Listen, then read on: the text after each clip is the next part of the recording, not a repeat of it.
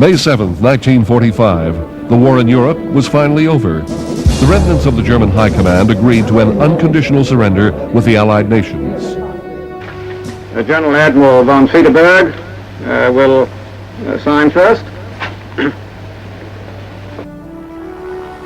The battle to take the continent had begun in earnest in early 1943, with Allied saturation bombing over Germany. Even Berlin, Hitler's capital, was bombed.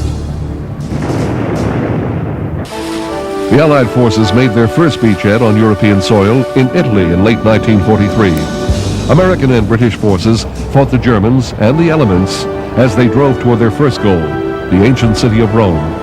After a bloody campaign, the Germans withdrew to the north, the Italian government surrendered, and Rome was declared an open city.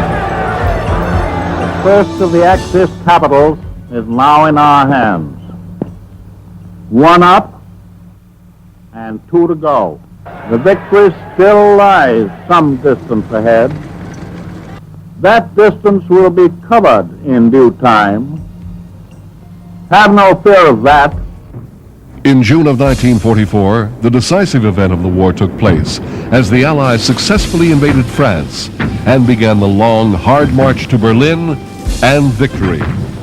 The noose began tightening on the Third Reich as Russian troops closed in from the east, while British and American forces crossed the Rhine in the west. As troops from America and Britain linked up with the Russians at the River Elbe, victory in Europe was assured. How you, pal? You're one of Joe Stalin's soldiers, and I'm pleased to meet you. We've both come a long way together, and we've done it together. German leader Adolf Hitler took his own life rather than face defeat. Germany agreed to unconditional surrender, and their leaders met with British Commander Montgomery to sign the treaty.